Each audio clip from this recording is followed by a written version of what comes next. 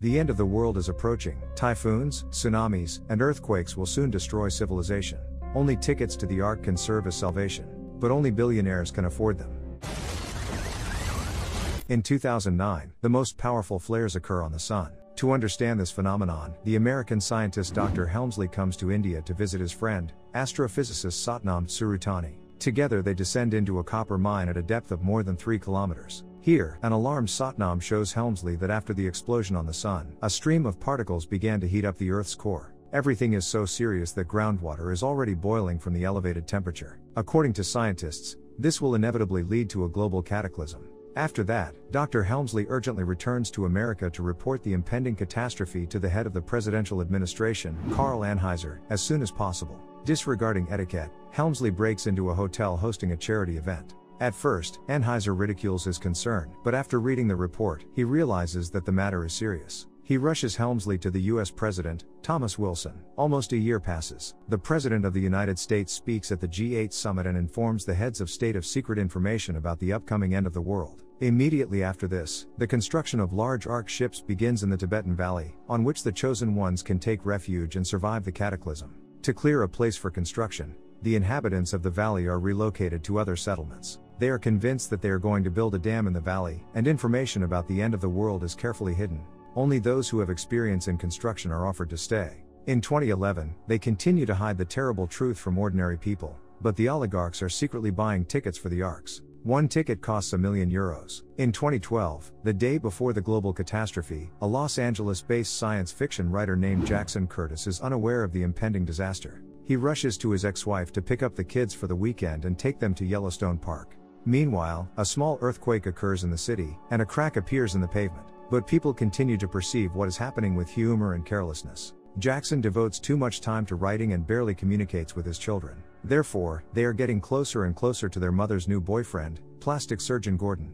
Jackson understands that going to Yellowstone with the kids is a chance to bond with them. On the morning of the same day, Dr. Helmsley and Anheuser visit the president to talk about the disappointing geological situation in California. Helmsley believes that the Earth's core is warming up too quickly, contrary to his calculations. Perhaps the evacuation would have to begin much sooner than he predicted. To collect additional data, Helmsley, with a group of military and researchers, goes to Yellowstone, because the seismic activity is the highest there. Jackson and the children inspect the suddenly dry lake in the park. At this moment, they are noticed by the military and taken away from the dangerous place to a military base. Here, Dr. Helmsley meets Jackson and the children. He lies that he is leading an ordinary geological expedition, and nothing terrible is happening. During the conversation, Helmsley recognizes Jackson as a science fiction writer, and admires his work. After that, Jackson and the children go to the tent city as if nothing had happened, and Helmsley contacts Satnam, the Indian astrophysicist. Satnam's data indicate that the process of destabilization of the Earth's crust has begun around the world. This means that the evacuation of people to the Arks must begin immediately. Helmsley promises that a plane will come for Satnam and his family soon. Jackson's children are bored in the tent city. The man fails to find a way to connect to them. The kids go to bed, and Jackson spots a crazy radio host named Charlie broadcasting from his van. He speaks of the approaching end of the world. Charlie fills Jackson in on his seemingly crazy idea that the government is hiding the truth from the people. Only a select few will survive, and anyone who has recently guessed about a covert operation was exterminated by the authorities. Charlie even has a map showing the location of the Arks. But Jackson does not believe in his nonsense and returns to his tent. The next day, the quakes intensify and Jackson's ex-wife, Kate, requests that the children be brought home urgently. Meanwhile, Anheuser informs the President of the United States that only 4 Arks have been built so far, which means that it will not be possible to save a sufficient number of people. Helmsley addresses the heads of all states with a report on the deteriorating situation. The President of the United States announces an immediate evacuation to the ships. Jackson gives the children to his wife and hurries to work. He works as a driver for the Russian oligarch Yuri Karpov. Karpov has tickets for the Ark, so he receives an evacuation text and asks Jackson to urgently bring his twin sons to the airport. One of the boys lets slip about the big ships they are going to survive the disaster on. Jackson immediately remembers the words of Crazy Charlie and begins to believe in the end of the world. He immediately rents a plane from the airport and rushes off to pick up his family. At first, Kate does not believe him, but after another earthquake, the family, along with Gordon, quickly jump into Jackson's car. Los Angeles is completely destroyed right before their eyes, houses are collapsing, and entire blocks go underground. The family only miraculously manages to get to the airport. Here they discover that the pilot of the rented plane is dead. Luckily, Gordon has recently taken some flying lessons and will be able to fly the plane. Together they manage to get the plane airborne at the last moment. The unimaginable is happening to the city. It is unlikely that anyone will be able to survive under these rubble. Soon, not only Los Angeles, but also other cities on the coast go underwater. Jackson assures the family that they need to fly to Yellowstone to get a map from Charlie with the location of the arcs. The plane with the Jackson family lands at Yellowstone for refueling. At this time, Jackson himself hurries in search of Charlie. Charlie is not in the van. He is already preparing for the end of the world on the mountain. Jackson asks the madman where the map is and hurries back to the plane. Charlie refuses to evacuate. He continues to broadcast against the backdrop of a huge erupting volcano. At Yellowstone, a real doomsday begins, during which Jackson drives at full speed to the plane.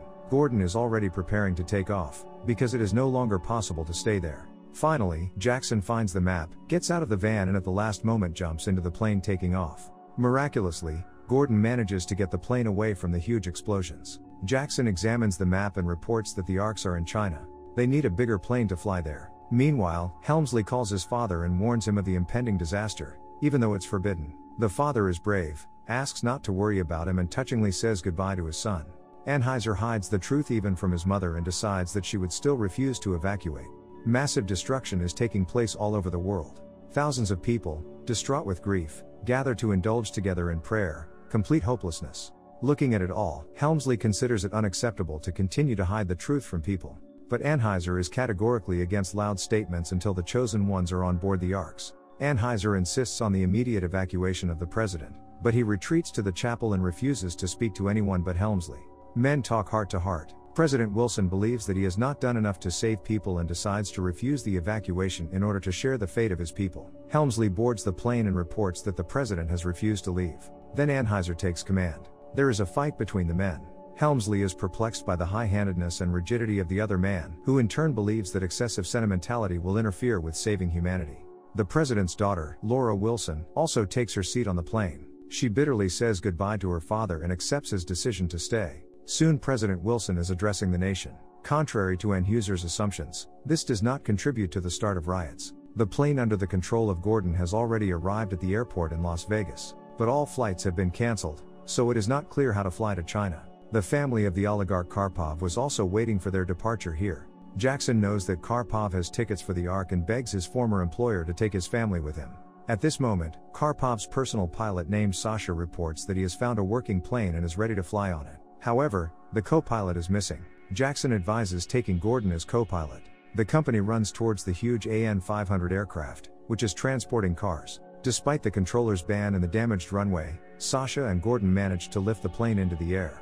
Meanwhile, the Buddhist monk Nima receives a letter from his brother, who works building arcs. He tells the truth about this construction site, says that he figured out a way to get on the ark without tickets, and asks Nima to bring the whole family to the base. The young monk tells the teacher about this and leaves to pick up his grandparents. The White House is covered with ashes. People are hiding in it. However, each to the last retains a dignified appearance and helps others. President Wilson decides to help a little girl find her dad. The Prime Minister of Italy also remained at home and devotes the remaining time to prayers. But soon a terrible earthquake occurs in the Vatican, which buries millions of people. Continents begin to move rapidly. This causes giant tsunamis around the world. One of them covers Washington. Along with countless people, President Wilson dies there. Dr. Helmsley reports that the base with the arcs will also be underwater in 6 hours. He also notes that the Earth's crust has shifted a lot. The South Pole is now in Wisconsin. On board the AN-500, Jackson and Kate have a good talk and forgive each other old grievances. Sasha reports that the fuel is running out, which means that an emergency landing will soon need to be made. Due to the shift of the continents, their plane ends up in the Himalayas not far from the right place. The plane loses its engines, and it is impossible to find a place to land in the mountains of Tibet.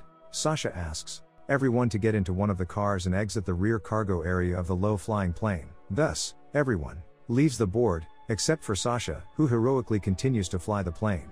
AN-500 lingers on the edge of the abyss, but immediately falls down. Sasha dies. Chinese cargo helicopters fly over the survivors, delivering the animals to the arcs. One of the pilots notices the company and goes down. Karpov shows the Chinese pilots boarding passes for himself and his sons, and they are taken on board. The rest are left to freeze in the mountains. The company wanders among the mountains and notices a moving car. Jackson waves his arms frantically and begs it to stop. The driver of the car is the Buddhist monk Nima. He picks up fellow travelers, and together they go to the valley. Anheuser, who has arrived at the arks, is informed that one of the 4 ships is out of order. It was for this ark that Karpov had tickets. Helmsley and Laura Wilson, who have become friendly, go to their ark and ask Anheuser how people were selected for boarding ships. Only now Anheuser tells them that tickets were sold only to rich people. Nobody tried to create the best gene pool for the repopulation of the planet. Helmsley walks into his cabin and realizes that if desired, it can accommodate 10 people, not just him. At the same moment, the astrophysicist Satnam calls him. It turns out that the plane did not come for his family. Satnam reports another giant tsunami, says goodbye to his friend, and dies. Helmsley, in a panic, runs to enter new data and reports that half an hour is left before the wave hits the arks. At the same time, Nima's car pulls up to the gates of the base. His brother Tianjin refuses to take anyone other than his family.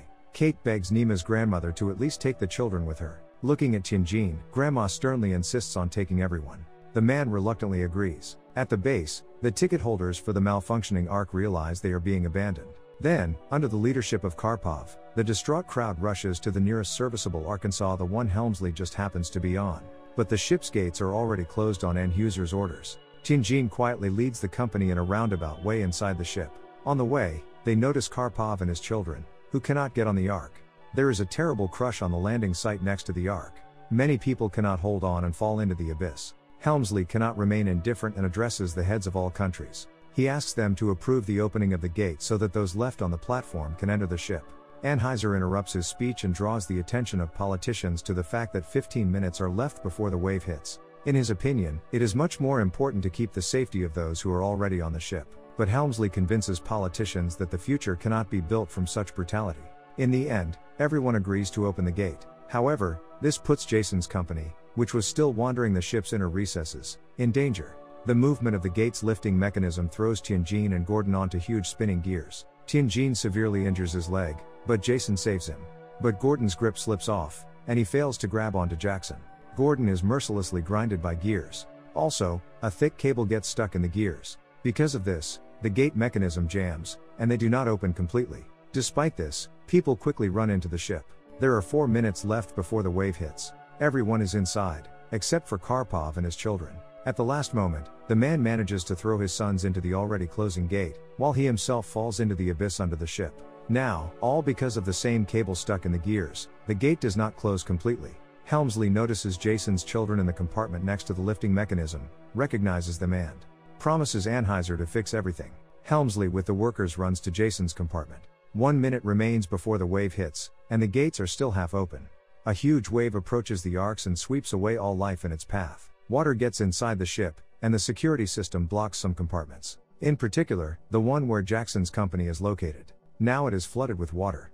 The ark loses its supports, and the engine cannot be started while the gates are open. The ship bobs uncontrollably through the huge waves. The wave carries it straight to Everest. If the engine cannot be started, collision and destruction of the ark cannot be avoided. Helmsley is unable to get to Jackson, but communicates with him through the communication between the compartments. He explains how to unlock the lift mechanism and why it is important to do so immediately. Jackson understands that the descent into the desired compartment, completely flooded with water, is suicide. But he decides to act. The man is quietly followed by his son. Jackson instructs his son to illuminate his way with a flashlight, while he himself begins to pull out the cable. With the help of his son, he succeeds. The gate finally closes and the engine starts. However, the ship is moving up the mountain at too high a speed. Almost no one believes that the engine will be able to move the ark away from the collision. Huge boulders roll down the mountain, which can break the ship. But at the last moment, the ark backs up and moves away from the collision. Jackson emerges from the lift bay and is given a hero's welcome. The man is reunited with his family. On the 27th day after the flood, the water recedes, and the satellites send back pictures of the Earth's surface. Now the mountains in southern Africa have become the pinnacle of the world. Ships with survivors go there. The gates of the ark open and people come out on deck to admire the new world.